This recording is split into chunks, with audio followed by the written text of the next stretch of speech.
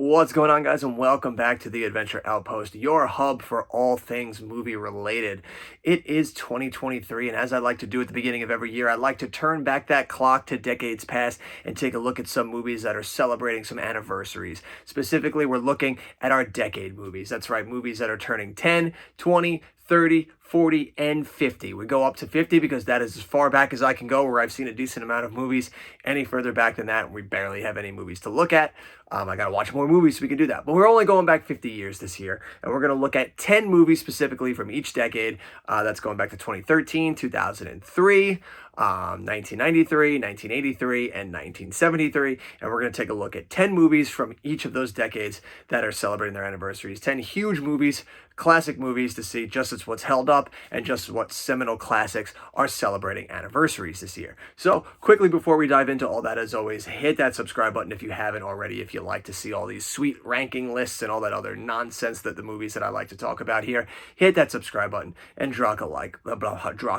Drop a like if you feel like it. But without further ado, we're going to dive into all that good stuff right now. We are going to turn back 10 years to that fabulous decade of 2013, and we're going to take a look at 10 movies that I love that are celebrating their 10-year anniversary. And we're going to kick it off here at number 10 with Alphonse Cuarón's. That's fucking missing vowels there. Alfonso, my man. Alfonso Cuarón's Gravity. I remember seeing this movie in theaters and being blown away by it. It was absolutely fun ride there. This was a movie that was just tailor-made for the theatrical experience. I haven't rewatched it again since it being in theaters, but it just goes to show how visually spectacle this movie was that it manages to still add on to this list, having only seen it once 10 years ago.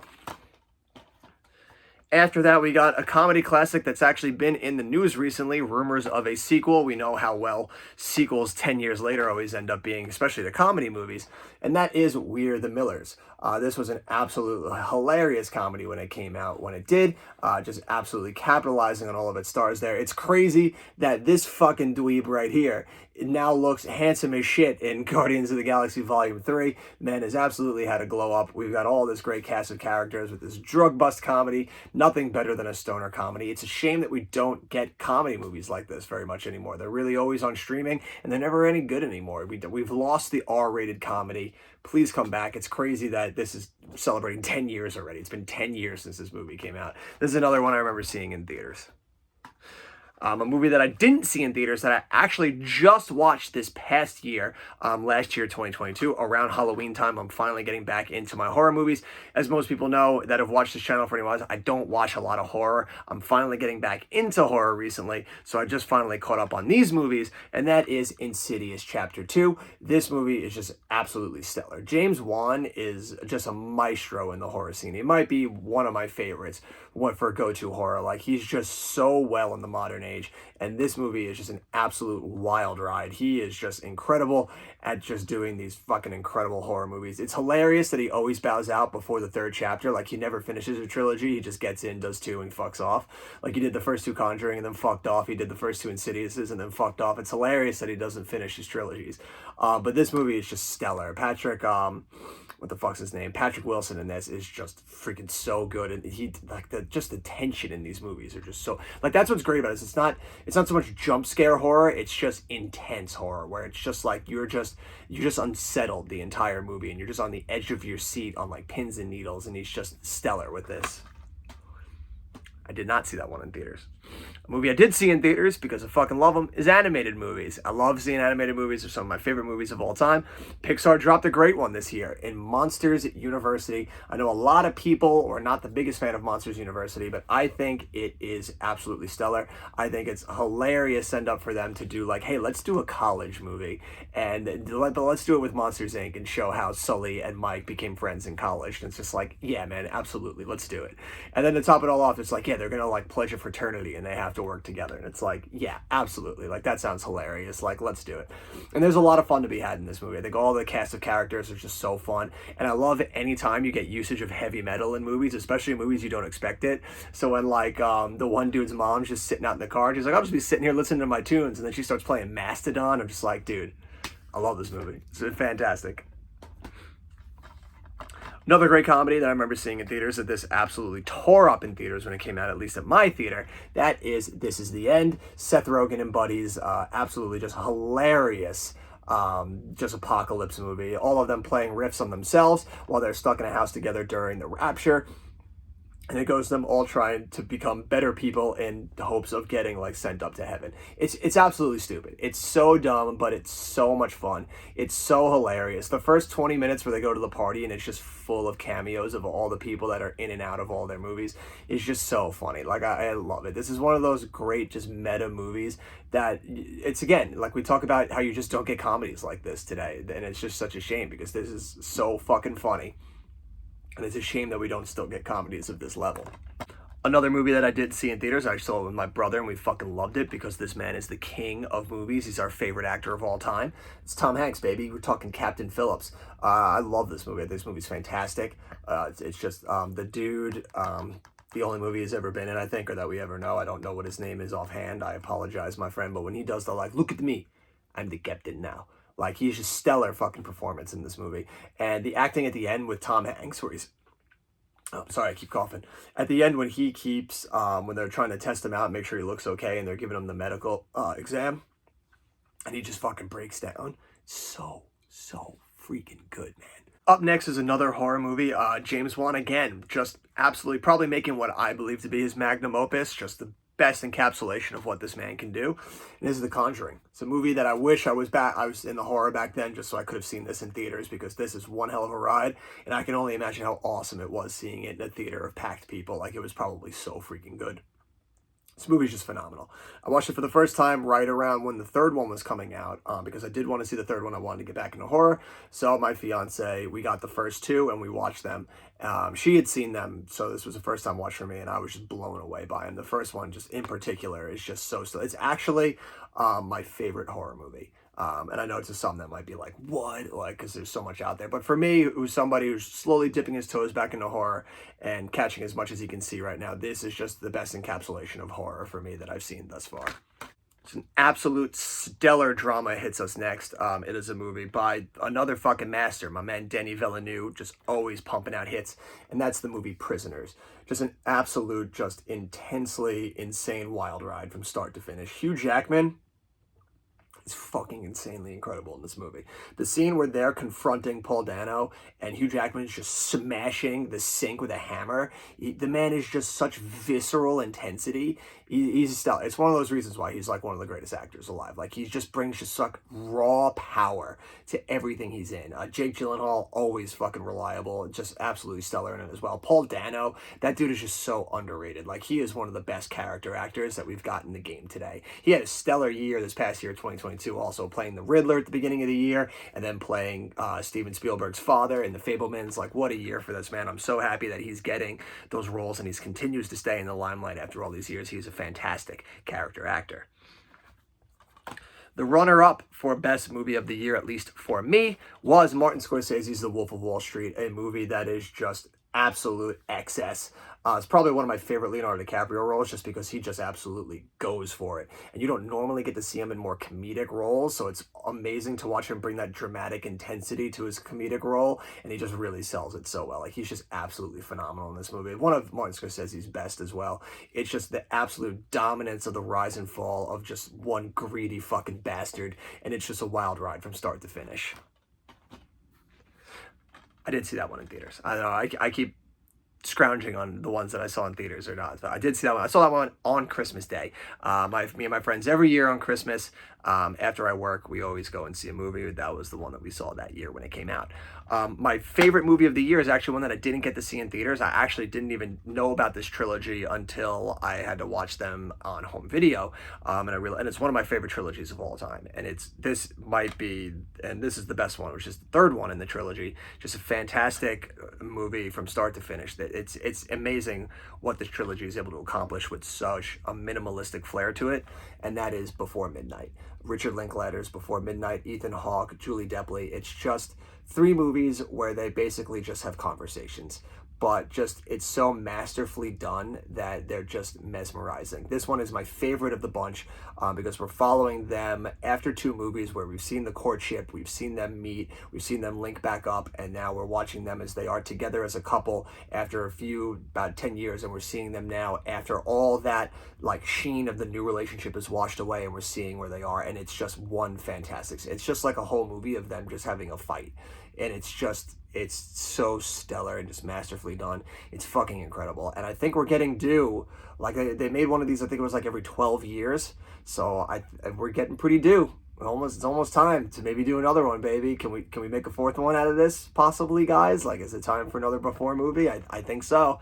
I'll keep watching them if you keep making them. So those are our 10 best movies from 2013. We now turn the clock back 20 years, back to the year 2003. I was 13 years old, finally getting to go and see movies by myself with my brother without having my parents have to come along. I was finally getting more freedom to experience this world as a teenager, and we had a wonderful year for movies. There was a lot of good movies that came out in 2003. Like a lot of, it's funny because I always looked at the mid 2000s where I grew up having like just a dearth of nonsense and just a lot of shit movies. But now as I'm older and I look back on it, I realize that there were a lot of really good gems within the mid 2000s that I was fortunate enough to see in theaters. And I got to see a few of these gems in theaters, so I'm super thankful that I did get to see these ones. So we'll go through and we'll see what we did. But these are the 10 best movies, at least to me, that came out 20 years ago in 2003. And we kick it off with the drama Seabiscuit. This is just a stellar. I remember reading the book, really liked the book. I remember when the movie came out, I actually saw it out east in the Hamptons with my family. We went to the movies at night, and we went and saw this, and I was just captivated from start to finish. I actually saw the movie first, and then it made me want to pick up the book and read the book. I love movies like this. I love sporting movies. I love just those feel-good story movies. This is just absolutely fantastic. Tobey Maguire was one of my favorite actors around that time because of Spider-Man, so I was just all gung-ho about this movie, and it helps that the movie holds up, that it's fantastic. Jeff Bridges is amazing in it. Chris Cooper, just everybody in it really brings an A game, and it is just an absolutely stellar movie.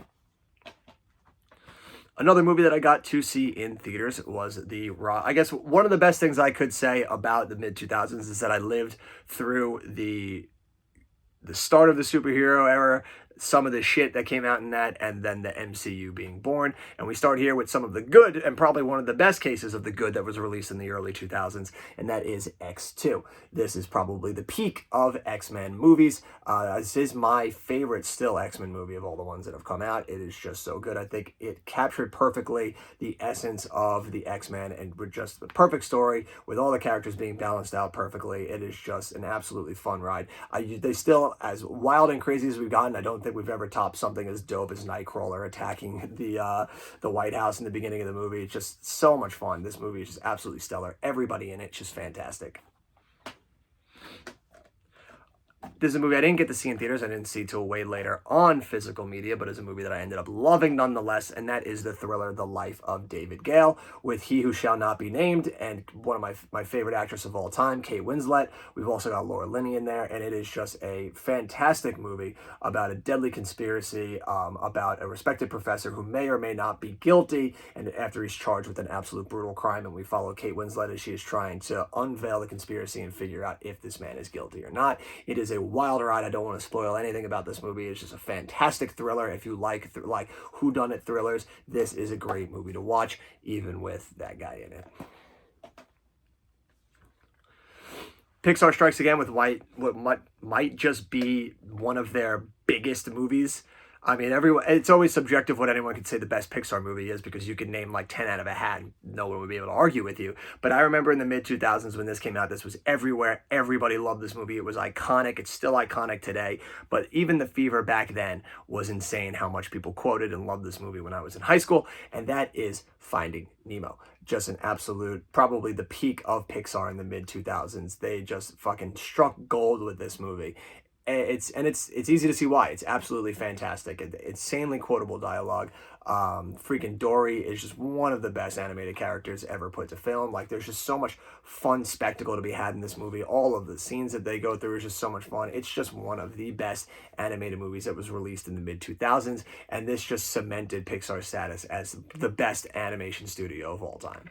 Another movie that I did not get to see in theaters simply because I couldn't get into it. My parents, I don't know if they didn't want to take me or if we just didn't get around to it, but is the action kung fu classic Kill Bill Volume 1. I remember seeing this finally when it came out on home video back then and just being floored by it. One of just the most audaciously violent action movies around. This Uma Thurman, just one of the best badasses around in this movie. She is just stellar from start to finish. Everything about this movie is just wild and fucking crazy, and it's just visually violent spectacle like only Quentin Tarantino can do. Another movie I didn't get to see until it came out on home video. I remember watching it at home with my family because we heard how good this movie was and that it was gaining up all of this awards recognition, and that is Clint Eastwood's Mystic River. This movie is just absolutely phenomenal. It floors me. I actually just showed it to my fiance, I believe about a year or two. We watched it, and she was just blown away by it. It's one of her favorite movies, and it's for good reason because this movie is just stellar. It's another great little drama thriller that follows these three dudes and how their lives invariably change one day when they're kids, and how that ripples throughout time as they've gotten older and come back into each other's lives. It's just stellar fucking good. Sean Penn's acting in it is unreal, and it pays off because both Sean Penn and what's his name from Shawshank, Tim Robbins, they both walked home with acting statues for this bad boy. That's how fucking masterful this movie was. Another movie I unfortunately didn't get to see in theaters. I would have loved to because it's fucking just visually amazing. Hopefully one day at my theater I'll go in and put it on, and I really should do that already because this movie is so fucking good, and that is Cold Mountain. I freaking love this movie. I remember watching it on home video and just being floored by it. I continue to watch this movie as often as I can just because it's just so freaking good. Everyone in it's fantastic. Nicole Kidman, Jude Law, Renee Zellweger. It's just one of those great fucking Civil War movies, and it's just I love it. That's all I got to say about it. Is I fucking love it. If you haven't seen this movie, like, get your ass somewhere to get this movie and watch it already because it's phenomenal. A movie I did get to see in theaters. I remember going to see it with my brother and just being blown away by it, that we went and saw it again the next day. It is the first in what is arguably one of my favorite trilogies of all time, and that is Pirates of the Caribbean, The Curse of the Black Pearl. This movie is as fun as it gets. It's action-adventure to the max. It's one of those movies that I could just put on over and over and over again. It never bothers me. It never bores me. I never grow tired of it. It's just perfect. Disney struck gold with this. Ted Elliott and Terry Rossio, just two of the greatest writers of all time. Gore Verbinski just knocked it out of the park. And the acting in it is just phenomenal. Like, Johnny Depp as Jack Sparrow, it's the most iconic role he's ever going to do. And he's just so effortlessly entertaining in it. Everybody in this is great. Fucking Barbossa, phenomenal. Just such a great villain.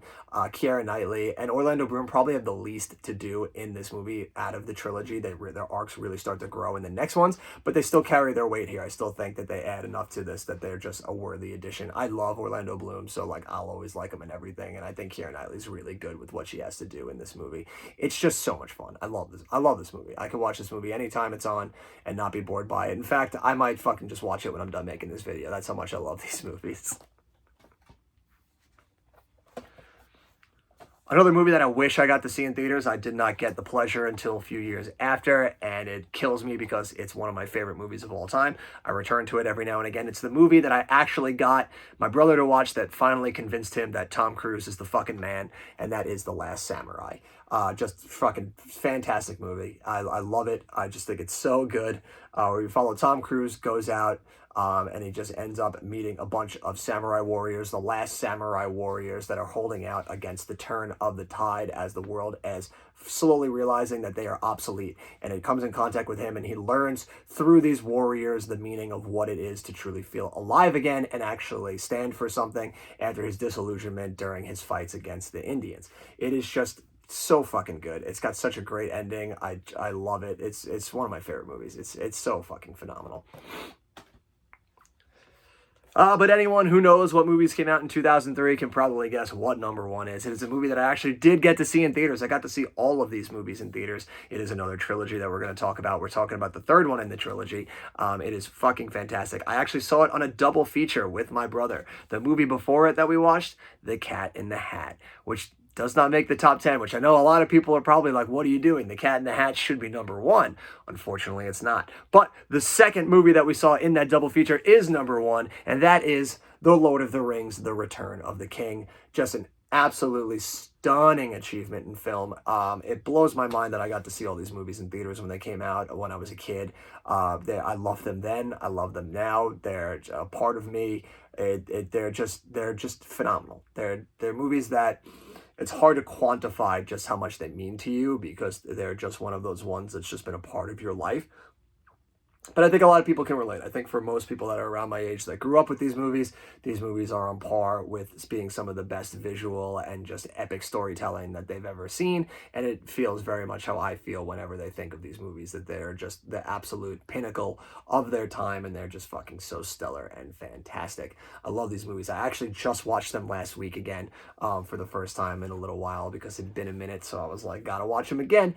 And they're so fantastic. The Return of the King, while being my favorite movie from this year, is actually my least favorite of the Lord of the Rings movies. The Two Towers is actually my favorite one, but all three of these movies are just absolutely stellar fucking classics. So now we roll back the clock 30 years and we go back to the seminal time of 1993. This was probably the toughest year to pick 10 movies because 1993 was just a fucking stellar year. It had so many classics, so many amazing movies came out. The 90s is my favorite decade for cinema. It just fired on all cylinders every year. It was just the peak of just cinematic gold. So it was tough to pick 10 movies, but I think I got them. Obviously, in most ways, these doesn't mean that these are the 10 best movies that came out in any given year. These are just 10 of my favorite that are celebrating their anniversaries. But here we are looking 30 years to our 10 favorite movies from this year that are turning 30. And we kick it off with a stellar Tom Hanks movie, and that is Philadelphia. A phenomenal drama movie about a man who is suing his company after they fired him, after they learned out that he had AIDS. It's just a stellar movie. It's gut-wrenching at times. It's just wonderfully acted. It is it's just one of those just great fucking movies. Tom Hanks, stellar performance, won Best Actor for it. Denzel Washington right there next to him, just fucking stellar performance. It was amazing to see these two share the screen together. Like, they just play off of each other so well. You're just watching two stellar actors just chew the scene together, and they are absolutely phenomenal. I think it goes without saying that most of these movies I have not seen in theaters simply because I was 4 years old in 1993. If there is one that we come across, maybe we might say, but I think for the most part, none of these movies I've seen in theaters. Number 9, now we kick it off with a comedy classic. I didn't see this till way down the line, but I fucking love it. It's one of my favorite comedies, and that is Dave with Kevin Kline, where he is just some Joe Schmo who happens to look exactly like the president. So when the president has a heart attack, but they need to keep him having public appearance, they hire this guy to pretend to be the president and go through his daily life. It is just absolutely hilariously silly, but I love it. It's got a lot of heart in it. It's fun. Kevin Kline, I could watch do anything because he's just one of my favorite fucking actors. He's just hilarious. Sigourney Weaver, also fantastic in this movie. They play very well off of each other as the president and the first lady. Just a great fucking comedy if you're in the mood for a good, smart, fun, heartfelt comedy. Another comedy, this one from a comedy maestro, and that is Mrs. Doubtfire. You'd think you're hard-pressed to find any person who grew up in the 90s that didn't watch this movie constantly and love this movie. It is another movie like that just did comedy so well, but also had a lot of heart to it. Robin Williams is so effortlessly able to bring the comedy, but also get the heart in it as well. He is just stellar. He is fucking so good. He's one of my favorite actors. It's a shame that he's gone. Sally Field, also fantastic in it. You get some Pierce Brosnan 007 in there as well. This is just such a fun movie. Like, I love it. I could watch it anytime that it's on TV or that I feel like watching something good. It is just a great movie. One of the best thrillers around. This is just a stellar fucking movie, and that is The Fugitive. Harrison Ford, probably the best action guy ever to live through time. He's got some of the best action characters of all time. He's just absolutely phenomenal. And this movie is just one of those ones he's just so good in that. Just watching him like back up against the wall, just trying to solve some shit before people catch him. He's just fantastic in these roles. Tommy Lee Jones, also amazing as the fugitive chasing him down. I didn't kill my wife. I don't care. Just such great fucking dialogue in this movie. This movie is so great. I loved watching it. I remember watching this as a kid when my dad first showed it to me, and I was blown away. I was like, dude, what else has Harrison Ford been in? Because every time the dude just fucking knocks it out of the park every time. He's just so fantastic. Another amazing comedy movie, one that I just love, cracks me up every time. I can watch it anytime Groundhog's Day comes around, and it is Groundhog's Day with Bill Murray, the curmudgeon that is Bill Murray. Dude might be a piece of shit in real life, but goddamn does he know how to make his characters work. This movie is just absolute fun. It's such a funny movie. I could watch this movie all the time. Probably the quintessential Groundhog Day movie. So many have come and tried to ape off of its success. Some succeed, most fail, but this movie is the benchmark for how to do it right. One of my favorite Westerns from the 90s is a movie that I can watch over and over again. I remember a night where it was on, me and my dad watched it, it ended, and then as the credits were rolling on the TV, it said, next up, same movie again. And you bet your ass we watched it again. We watched it twice that night, and that is Tombstone. I could be the Huckleberry. Just absolutely fantastic movie. Kurt Russell, Val Kilmer, Bill Paxton, Sam Elliott, Michael Biehn. This movie is just chock full of stars. It's just such a terrific movie. I fucking love it. Like, it's so good. You tell him I'm coming, and you tell him I'm bringing hell with me. Just one of the most outrageous 90s Western movies around, and I fucking love it. One of the toughest movies to watch, a movie that I do not watch very often. I've only seen it a handful of times, but it is one of the best movies ever made, and that is Schindler's List. Steven Spielberg's magnum opus, just an absolute harrowing look at the Holocaust. Liam Neeson, absolutely stellar in the role, back when the man actually gave a damn and didn't just throw in phony action thrillers all the time. Ray Fiennes, absolutely stellar in this movie as well. Like, it just goes to show why they were two of the best at the time. This movie is tough to watch, but it is an absolute classic that must be seen. A movie that had the misfortune of coming out a week after Jurassic Park and absolutely crashed on impact, but has since found its cult following on home video. It's actually one of my favorite Arnold Schwarzenegger movies, and that is Last Action Hero. It's the movie that is an absolute send-up of action movies. It is such a fun meta movie through the movies. Arnold Schwarzenegger is just absolutely fantastic in this movie. All of the silly references to movies and how like action movies actually act, and it's such a fun send-up. It's so freaking phenomenal. Charles Dance from Game of Thrones is wildly over the top and hilarious as the villain in this. F. Murray Abraham's got some moments to shine. Like, this movie is just so chock full of hilarious moments. It's just one of the best action comedies around. It's a shame that it didn't get its due back in the day, but I am glad that people are finally figuring out just how great this movie is. My favorite coming-of-age story and just a perfect hangout movie is Dazed and Confused. It's probably a movie I watched more than anything when I was in high school. I wanted more than anything to have grown up in the 70s. It is my favorite decade for music. Fucking stellar amount of movies came out then too, but I love the music from this era, and just seeing just all these people hang around and just chilling and just the day in the life in the 1970s just made you so badly want to be a part of it. This movie is so much fun, chock full of so many actors who would go on to do just big and huge things, become big, huge stars. This movie is an absolute slice of life. It's another movie that I could watch just over and over and over again and never get bored. But my favorite movie of that year, and it's probably the only movie that I did see in theaters, if at all. We'd have to ask my parents if they took us to see it. It's possible because we did see the sequel, but I don't know. Who knows if we actually did go and see it. I was 4 years old, for fuck's sake. But that is Steven Spielberg's Jurassic Park, probably the most quintessential movie released in the 90s. Just an absolute box office sensation, the highest grossing movie of the time when it was released. It is just an absolute stellar movie. Steven Spielberg cemented his status this year as the greatest of all time, releasing both Schindler's List and Jurassic Park in the same year. Like, are you kidding me?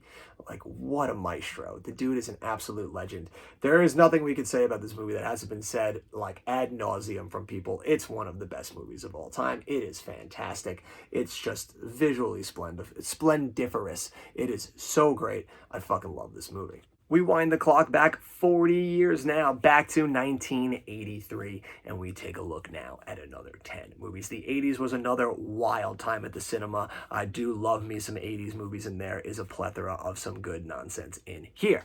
We kick it off with The Big Chill. Lawrence Kasdan, one of the best writers of all time. Dude wrote Raiders of the Lost Ark. That is a legend in my book. Wrote this movie about a group of friends that return when one of their friends commits suicide. I believe it's suicide, and it brings them all together as they just have another slice of life movie as they come together and catch up and have the whole, catching up and it's a great existential movie. And you know me, I love me some existential movies. Number 9 is probably a movie that most people wouldn't even know existed back in 1983. I'm sure it slipped in under the radar, but it is the thriller Blue Thunder, starring my man Roy Scheider as a police officer pilot battling government fanatics that are planning to misuse an experimental attack helicopter. And it is just a wildly silly movie, but it's just one of those 80s movies that just works. Like, it's just wildly silly, but you're so entertained by it, and I fucking love it. We move from misbegotten helicopters to now demented, possessed cars with Christine, John Carpenter's Christine, another wild ride of a movie, if I do say so myself, about a possessed, murderous guy whose spirit now lives on in a car. And when a kid buys the car, he now starts to turn into the motherfucker and starts to exhibit symptoms of a serial killer and starts doing some wild fucking shit. It's just such a silly 80s movie, but it is just a wild ride. And leave it to a maestro like Stephen King to make a movie about a possessed car actually intense, or a book as well. It's just a fun, wild ride, and I really enjoyed the movie.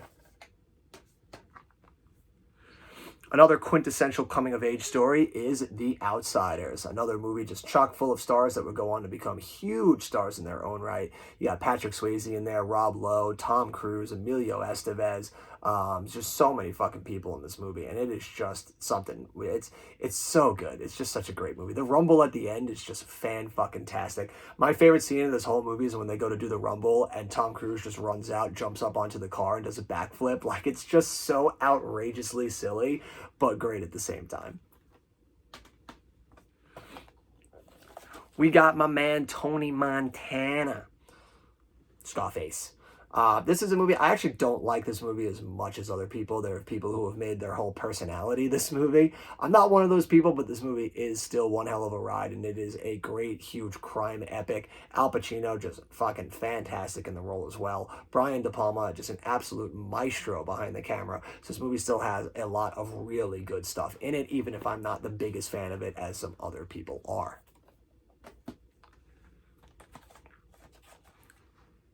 One of my favorite comedy people, who knows?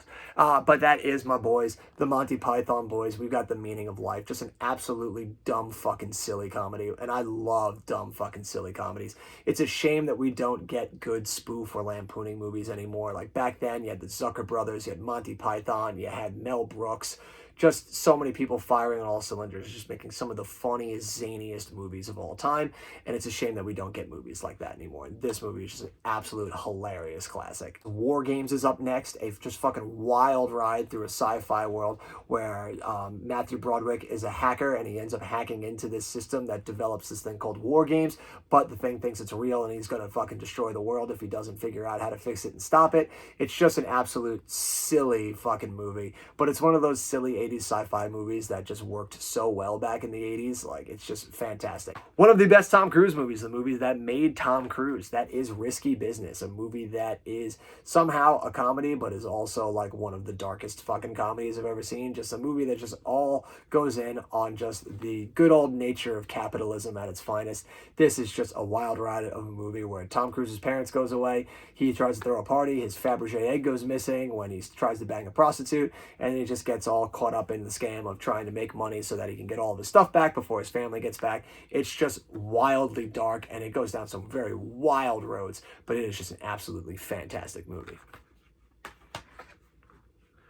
Probably one of my favorite comedies of all time. We're talking National Lampoon's Vacation. Chevy Chase, just absolutely stellar in this movie. Even if this guy is also a piece of shit in real life, the man was just phenomenally gifted comedic actor. And he is just so good as this dad, just going through absolute hell to bring his family on a vacation to Wally World. And my favorite movie of the year, it is Return of the Jedi. I show you my VHS copy because I have a huge box set that I don't feel like pulling down to show it off. But we've got Return of the Jedi, just an absolute stellar conclusion to the Star Wars franchise. I know for most people, Return of the Jedi does not hit that hard up for me, but for a kid who grew up with this stuff, these movies are just like sweet pie to me, baby. I fucking love them, and they will always be some of the best stuff that I ever got to watch as a kid. And now we peel it back 50 years to 1973, our final year to look at movies, simply because we're running out of steam here. I have seen 10 movies from this year, but the two at the bottom really aren't that good, so I decided to just do 8 movies from this year, simply because to put those other 2 on there is just a disservice to saying some of these movies are the best of the year, because those movies are pretty much dog shit. So we're just going to deal with these 8 movies. And we kick it off with George Lucas's American Graffiti. Much like Days of Confused, just a slice of life movie that follows these kids in the early 60s, just going through a night in the life of what kids did back then. Just an absolute stellar ride with a lot of great actors in it. This was like that year's, this really is like the before Days of Confused, it was American Graffiti. Just a cast of characters. You got Ron Howard, Richard Dreyfuss, Harrison Ford, so many people in this movie that would then go on to become huge stars in their own right. So this is just another slice of life movie that is fantastic. We've got The Sting, Paul Newman and Robert Redford. Just an absolute stellar markup together, these two. That is just a wildly convoluted ride as these two try to pull a wool over some people's eyes and win themselves some money. This is just a fun movie. We've got one of my favorite 007 movies, that is Live and Let Die, a movie where it shows James Bond, who is tracking down a drug lord who's determined to eliminate Bond and conquer the world. It's just absolutely ridiculously over the top. It is wildly offensive at times, but it is also, at the same time, just a really solid 70s blaxploitation movie at the same time. Like, these movies during these eras literally just took whatever was like the hip like genre at the time and just made a James Bond movie out of it. And that's what they did with these movies. Around the 70s, the blaxploitation movies were just really huge, and so they decided, let's make a James Bond movie out of it, and it is just a wildly silly, entertaining ride. One of my favorite Disney movies, Robin Hood, just absolute stellar movie right there. Like, this is just so good. I mean, there's a reason why Eddie Redmayne gets turned on by Maid Marian. I mean, look at her. She's adorable. This is just one of my favorite Disney movies. So many great songs in it. It's just so much fun. This is just classic Disney, firing on all cylinders. One of the creepiest horror movies ever made is a movie that I remember my dad telling me about that he saw when he was a kid, and it was actually so scary that he ran home from the theater back to his house, and that is The Exorcist, a movie that is absolutely one of the most unnerving and intensely just scary movies of all time. I remember watching this as a kid. My dad decided to show it to me, I guess to pass on the generational trauma of seeing this movie when he was a kid down to me, and it absolutely scared the shit out of me. But it is absolutely just a stellar achievement in horror filmmaking. Martin Scorsese's Mean Streets is up next, a just classic movie about one of his first about his mobster movies that would go on and just show why this dude is an absolute maestro behind the camera. Early Robert De Niro, early Harvey Keitel, just an absolutely stellar movie that paved the way for Goodfellas and everything else for him to do. One of my favorite Clint Eastwood movies. This man just absolutely wrecked Westerns. He was just fucking phenomenal at it. And this one showed him at his most vengeful, and that is High Plains Drifter. Just an absolute wild ride of this man as a stranger who rolls into a town and ends up just fucking committing 3 murders right off the get-go, and then just ends up helping this town rid them of some absolute filth. It's just great Clint Eastwood right there. Like, he's just the fucking man. He knew exactly what he was doing at this point, and he's just a fucking legend. And my favorite movie from this year, 1973, 50 years, celebrating its 50-year anniversary, is Enter the Dragon. Just fucking such a fantastic kung fu movie. Just Bruce Lee is an absolute fucking just maestro in this movie. Like, it is just so fucking good. I remember watching this with my brother at home one day. We just were like, fuck it, let's watch this movie. We've never seen it. And within the first 20 minutes, we were both like, dude, this is like one of the best movies I've ever seen. It's just so fucking good. It's just so badass. It's one of those movies that if you're just looking for something badass, like, you'd be hard-pressed to find something more badass than Enter the Dragon. There you have it. 50 years of film right there. Movies that are celebrating 10-year anniversaries, 20, 30, 40, and 50. There is a plethora of good movies that we went through right there. Just a lot of things celebrating some great anniversaries. 1993 just fucking stacked. I always love looking back on decades past whenever we start a new year and seeing just what's hitting those anniversaries, remembering all the stuff that I did actually watch in theaters and all the stuff that's just celebrating as time goes on. There's just been so many good movies that have come out recently. So obviously look for the next one next year when we see in the year of 2024 just what is celebrating some great anniversaries. But that'll do it for all of us here at The Outpost today. Be sure to hit that subscribe button. Be sure to hit that like button. Drop some comments down below if you feel like it. Let me know what you thought of any of these movies if you've seen them and what you can't believe is celebrating some anniversaries. I want to hear it all down below. But until next time, you have been you. I have been me. These are the movies that we love so much. And as always, I'll see you at the movies.